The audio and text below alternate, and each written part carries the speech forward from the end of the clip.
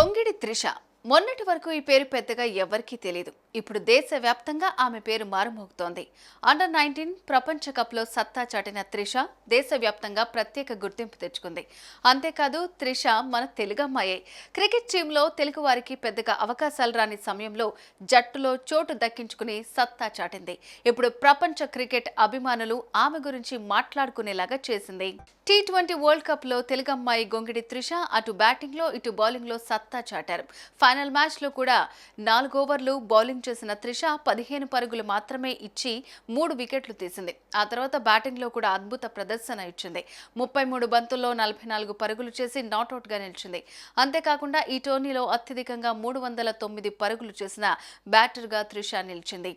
అందులో ఒక సెంచరీ కూడా ఉంది. మొత్తంగా ఈ టోర్నీలో 7 వికెట్లు కూడా తీసింది.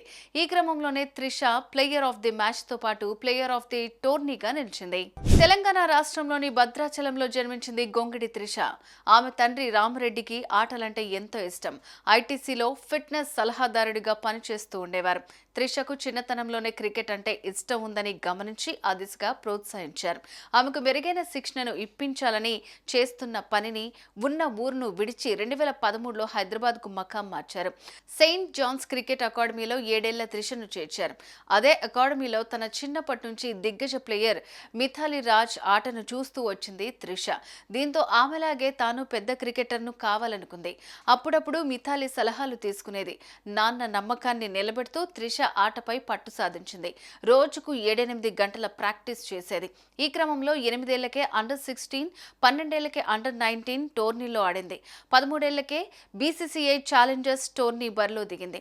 కెరీర్ ఆరంభంలో పేసర్గా ఉన్న త్రిష కోచ్ జాన్ మనోజ్ సూచన మేరకు లెగ్ స్పిన్ కు మారింది. అండర్-19 ప్రపంచ కప్ లో తన సత్తా ఏంటో ప్రపంచానికి చూపించింది త్రిష. టోర్నీ టాప్ స్కోరర్ గా నిలిచి భారత్ విజేతగా నిలవటంలో కీలక పాత్ర పోషించింది. ప్రస్తుతం ఆమె ఆడుతున్న ఆటను చూస్తుంటే అతి త్వరలోనే భారత మహిళల సీనియర్ జట్టులోనే చోటు దక్కించుకునే అవకాశాలు పుష్కలంగా ఉన్నాయి. భవిష్యత్తులో త్రిష మరెన్నో సంచలనాలు సృష్టించాలని కోరుకుందాం.